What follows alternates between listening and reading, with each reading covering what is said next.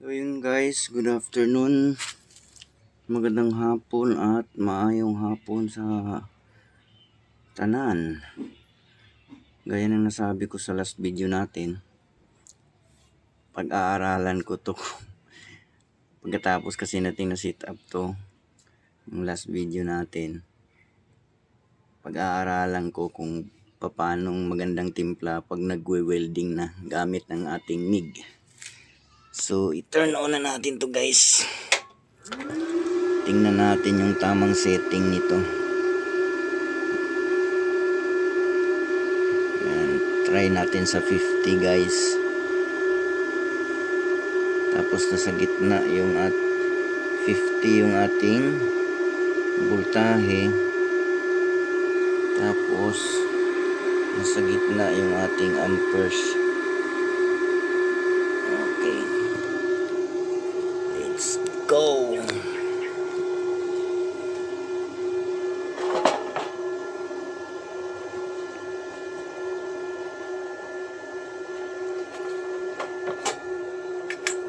Ground.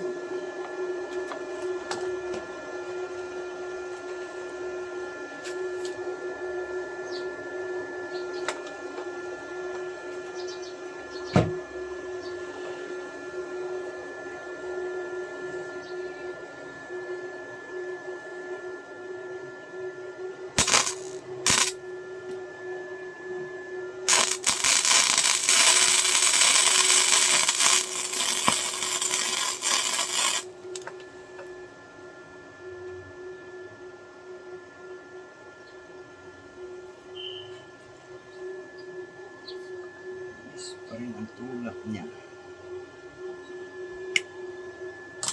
Try tayo pa sideways.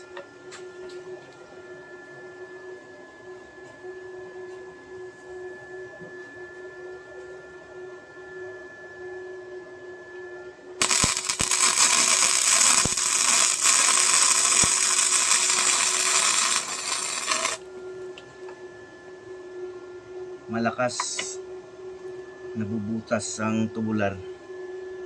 So babaan natin to ating amperes. Bigay natin to sa 40. Try ulit tayo. Bawasan natin yung konti, masyadong mahaba. Okay.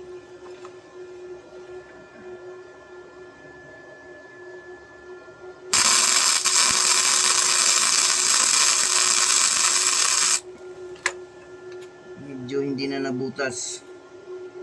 Kaya lang parang sobrang sunog.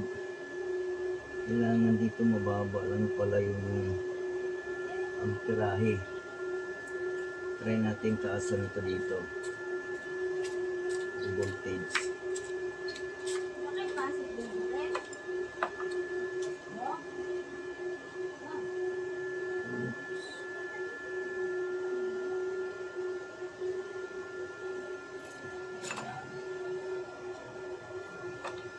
Bawas mo na, mahaba.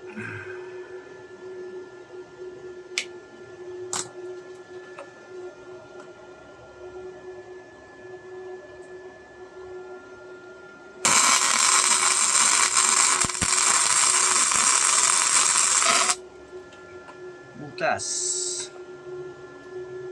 So, ibig sabihin masyadong malakas. Try natin sa 40.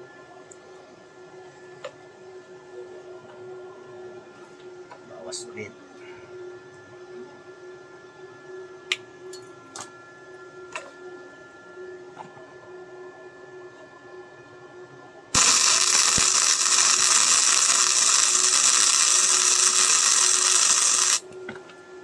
Yun, kailangan mas mababa. Kaya lang flat na flat yung ano. Baba pa natin ito eh.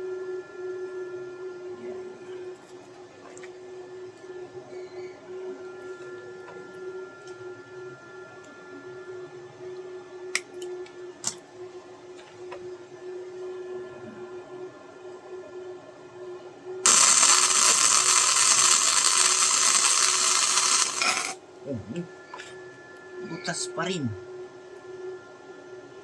Malakas pa rin.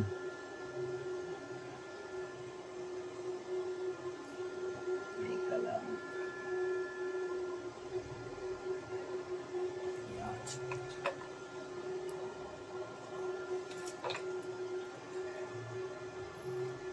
Kagandahan lang nito guys, hindi na kagaya sa stick welding na ikakaskas mo pa bago magkaroon ng contact. Ito, pag pindot mo basta nakatutok ng tamang distansya, contact na agad siya.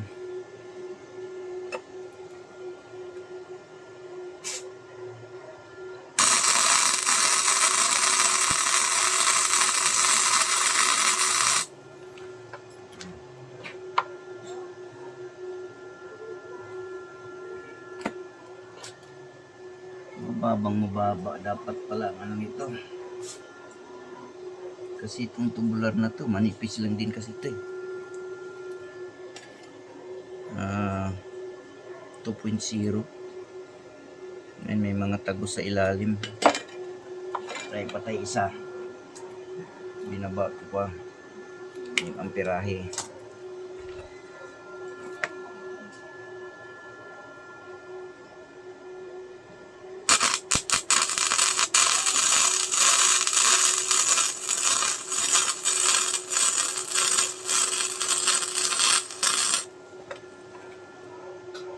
Flat na flat yung kanyang daan guys.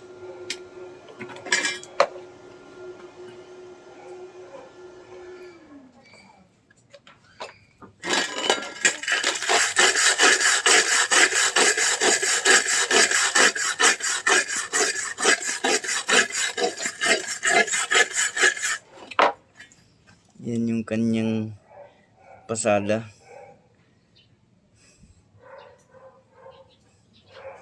Medyo flat. Masyadong mabilis yung ano ko, travel.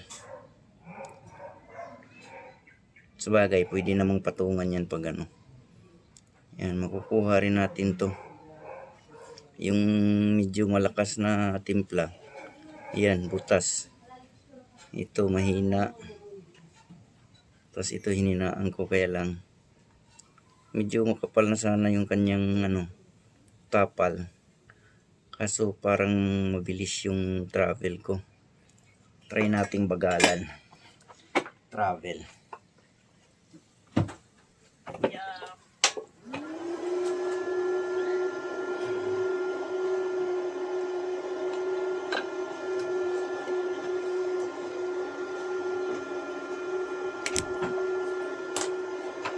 Okay.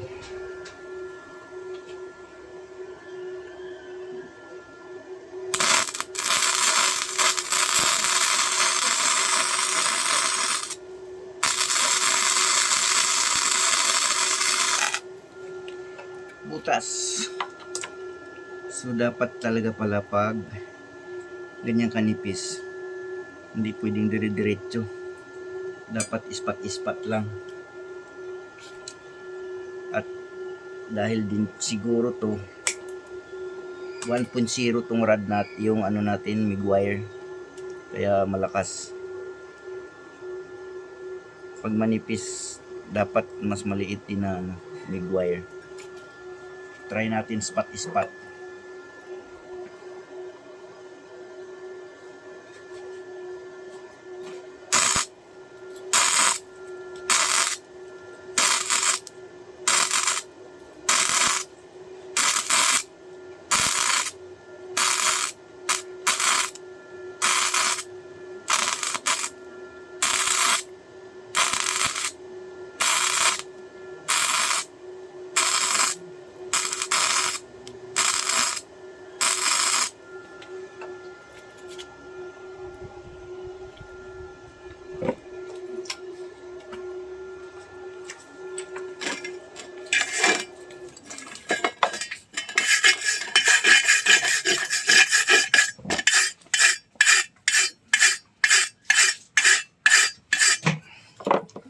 So yun, makapal ang tapal ng ispat-ispat lang at hindi nabutas. Silipin natin sa ilalim kung may tagos. May tagos ng konti, hindi makikita sa camera.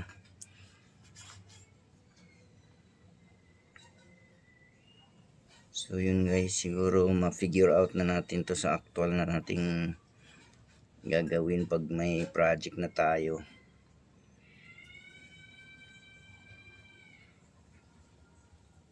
Thank you for watching guys. Like and share na lang po. Maraming salamat.